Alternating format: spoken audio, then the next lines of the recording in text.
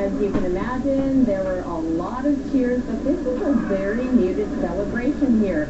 Elizabeth May just made history. She is the first Green Party member to become a member of the House of Commons. She's the leader of the party. They put in so many resources into this particular campaign, in this particular riding. They devoted all the financial resources as well as the labor, the volunteers that they had in this riding. And she only left this riding for 9 days to campaign across the country. It was really locally focused. And obviously it paid off because she is now going to Ottawa and has unseated a Conservative member, a cabinet minister, no less. And think about it, in the last election she tried to unseat Conservative Peter MacKay, didn't win, but did have a significant impact and was able to get some federal funding for her campaign here. But she has been very successful tonight. She's unseated Gary Lunn, and right now there is a party, but like I told you, it is very muted. I think that they're more dismayed about the Conservative majority that is going to Ottawa. And so it's not quite the celebration that everybody thought it would be here. All right, Robert Gill. Still a historic night for the Green Party. Elizabeth May winning her seat in Saanich Gulf Island. We're going to check in with some other notables across the country and their ridings and how they've done. Eric Sorensen has some results for us. Eric. All right, Donna, there are many. We're just going to first, let's have a little quick look at the map of Canada if we still have it. How is that changing tonight, just at a glance? It's a lot more NDP orange than we've seen in the past. Looks like the Conservatives have won up in the Yukon. That's one worth watching. NDP has held in Western Arctic. Nunavut, the health minister, Aglukak, has held on to that one. But that's a look at the map as we pan across that. Let me look at that little red dot right in the middle of Saskatchewan. They did it. Ralph Goodale, even when all the Liberals were going down, let's have a look at his board. Ralph Goodale has hung on to win again. The last of the Trudeau Liberals, first elected in 1979, or 74. 1974 for Ralph Goodale. He went back to provincial politics for a while, but there's somebody that might stand in as a temporary leader for the Liberals if they're looking for one. Other notables, Simcoe Gray. Kelly Leitch has defeated not just the NDP, but Helena Georges. She had a very tough time, drummed out of the Conservative Party, now drummed out by the voters.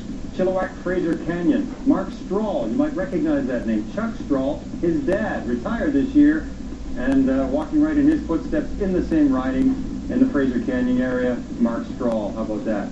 Markham Unionville, one Liberal who did hang on in the GTA, John McCallum, former Royal Bank economist, beating all comers. He won by 25% last time. This time he won by only 3%. So even where the Liberals have won some races, they were very close. If we have anything else you want to see right now, I'm ready to start with them.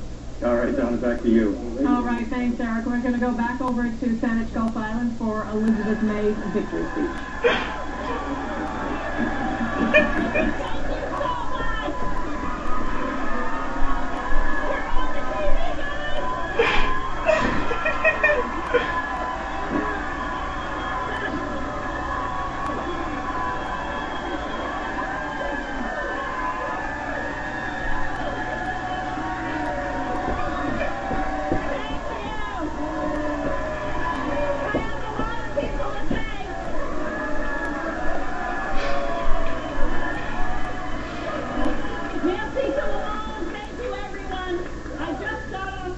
From a very boisterous bar on Salt Spring Island, where I called the gang there. And I want to thank all of you from the bottom of my heart. Marilyn Rediva was up here earlier, our volunteer coordinator, herself a volunteer, coordinating the work.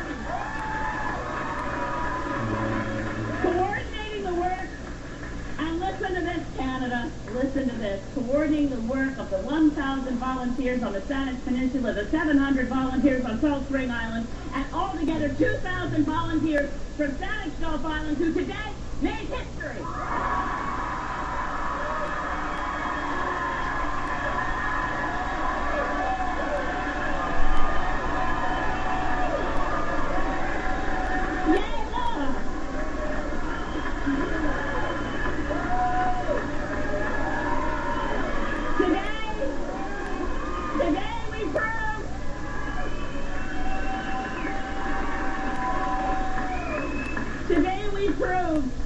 Today we proved that Canadians want change in politics.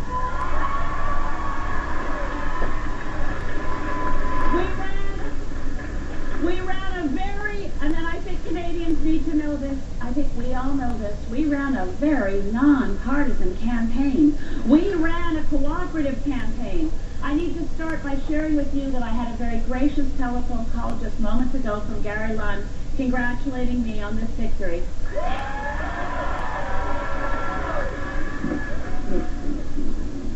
And history for the Green Party, electing their leader, Elizabeth May, the first Green Party member to be elected in Canada. We are now going to go over to Carolyn Jarvis and Daryl Bricker. Our huge exit poll that we have, more than 35,000 Canadians. We asked them what they wanted as the outcome of this election, to be a majority or a minority government. Well, we know the answer in terms of votes. What did we find out, Carolyn? Well, we wanted to know from Canadians who voted today how they were feeling, what their appetite was for change, and whether or not tomorrow morning they'll wake up happy. And what did they say? Well, actually, 56% of Canadians say that they'll be waking up happy because they wanted to have a majority government. And they got that indeed. And what was driving them when they were heading to the polls? We talked a lot about voter fatigue. And so one of the questions we asked them was, I hope somebody wins a majority so I don't have to have another election for a while. Well, as we saw with the NDP vote, there was a fair amount of anger behind that. For the Tory vote, it was really a certain group of people who were saying, I want stable government. I don't want to have to go to the polls again for a while. So they were voting for for not having to go to the polls for a while. And tally this up on the left side of the screen here. That's 64. Upwards of 60% of people who agree with the statement. I just don't want another election. Correct. And when we're talking about Stephen Harper, does he deserve to be reelected? Obviously, we sent him back for a very strong mandate and a very solid majority. Look at these numbers. Well, the way the Canadian system works, you don't have to have a majority of the votes in order to win a majority of the seats. And we see here that 45% of the population actually did say to us, you know what, come to think of it, Stephen Harper does deserve to be reelected. Donna, we have yet to hear from Stephen Harper tonight, but he's probably very happy also. Okay, we will be hearing from him in a little while. I'm sure we're also waiting to hear from the NDP leader, Jack Layton, any minute now about the kind of night that he had. It's going to be a huge celebration there. For now, though, we're going to go to another NDP MP in Edmonton. Edmonton Strathcona. Linda Duncan, re-elected there. Francis Silvaggio is with her. Well, Donna, this is the celebration. Linda Duncan has just got off the stage accepting her victory tonight. And this is key. This is sort of that trophy that both the NDP and the Conservatives want. Linda Duncan took this surprisingly back in 2008 by a very slim margin. And tonight, she's increased that margin. She takes it yet again. So the NDP retains that very small piece of orange NDP pie in this sea of Conservative blue, which at the end of the night, we were all watching to see if it was going to make a difference. It didn't, but it is big bragging rights, and it is in the center of Conservative country. So a big win again for the NDP. Donna? All right, Francis Silvaggio, thanks very much. We're going to head over to Toronto, where Mike Drolet is at Jack Layton's NDP headquarters. We're just waiting to hear from the NDP leader. Mike. Yes, we're here indeed. I'm just trying to figure out exactly when Jack Layton's going to be just coming out to speak to his supporters. We're hearing now it's going to be a couple of minutes.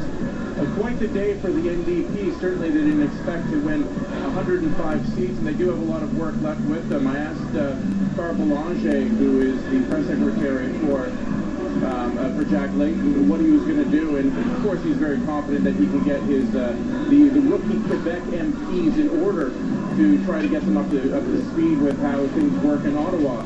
But they do have a lot of work ahead of them because a lot of them, they don't speak French very well, so it'll be interesting to see how they handle Quebec politics. So once again, we're waiting any minute to hear from Jack Layton to see what he has to say, but quite a remarkable night here, Donna. Thanks, Mike. I want to bring our panelists in. The NDP looking to have, what are the numbers now we've got for the NDP? 105 MPs. Do not adjust your second. Do not adjust your second. Thank you, Goldie. How many of them know what they're in for? They better have a good whip. Yeah. You're absolutely right. It's a good thing that the New Democrats had a good, strong base of members of Parliament going into this with about 36. Those folks will be the backbone. Right. If I know the way the New Democrats work, they'll assign each of those 36 to one of the new members, and of course, some of them are going to have two. Right. And those folks will be responsible for teaching those members of Parliament the ropes. Now, that said, we do have the 4 years to figure all of this out, and suffice it to say, there are going to be bumps along the road. There are going to be mistakes. But most certainly the New Democrats will work through them as they mature into this new role as opposition. You can talk about staff all night long. They all need to be staffed up too, and that's That is going to be a huge challenge.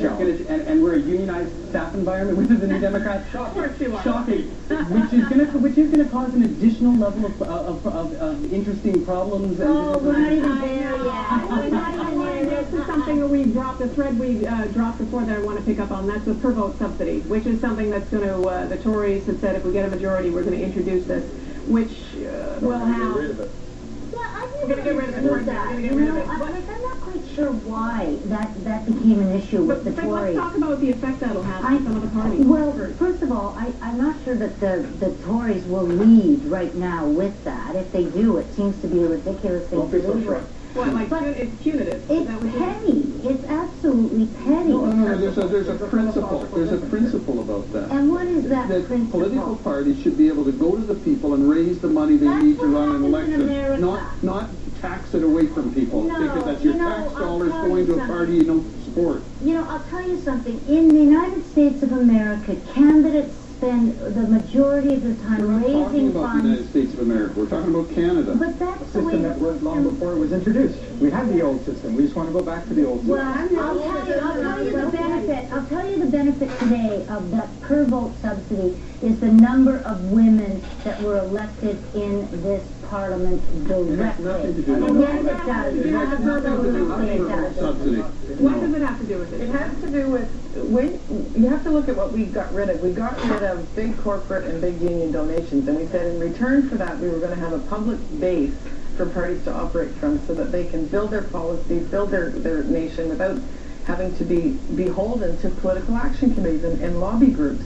And in the United States, they have that problem because they have most of their monies, they have to start raising in the millions of dollars through political action committees, so it's very difficult to have policy just built for the ordinary person, and that was the quid pro quo. So we did get rid of big corporate and union donations, and we created a public climate, which has actually worked very well for all the parties. If Elizabeth May is there today... for the Bloc Quebec bloc. They were subsidized. Okay, but you can't use that argument Well, not now. I understand that. I know. But the point is that the system is not the system that I think that we were accustomed to, which is money follows message. Political parties should be no different than businesses. You need to have a message. Business and labor put $25,000 reform that on the table. You can reform that piece. And we did. But it was reduced. There was limits. There's limits in Canada. It's not like the United States. There's limits in Canada. Exactly. It is very different because of the legislation that we brought in. And it's been good legislation. I want to bring in, while we wait for NDP leader Jacques Layton to speak, I want to bring in Jacques Bourbeau, who is in Calgary at Stephen Harper's headquarters. What are you hearing from strategists there, from people around you, Jacques? Well, certainly I think the people here are ecstatic that they finally won a majority government. And Donna, one of the things I'm going to be looking for is that, of course, the Conservatives have lost some cabinet ministers. So what are they going to do with that? Because one of the things I've noticed since Stephen Harper has been in power is that he has not, he's really not demoted many people from his cabinet or promoted people in. When we have cabinet shuffles, it's really just moving the deck chairs around a little bit. So for me, one of the things to watch for once Stephen Harper gets back to Ottawa is what is he going to do with his cabinet? How much, how many new faces we see in that cabinet? He's lost Lawrence Cannon, for one.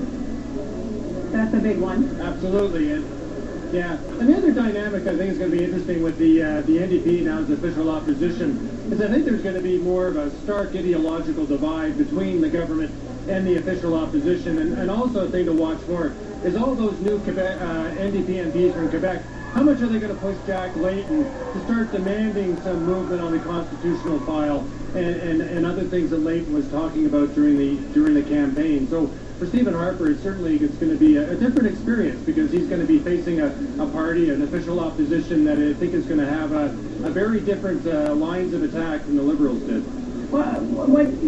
Goldie, what do you make of that? I think we haven't talked much about the dynamic between Mr. Harper and Mr. Layton. I think it's an area in which... What is the dynamic? What's their relationship like? You've heard they have a very good relationship. Do they? It's not well known, but I know that they meet quite often and have a beer? It's cordial, but the dynamic... I don't think they have a beer. But they have a better relationship than Michael Ignatius and Stephen Harper. And certainly a better relationship than is known in the public.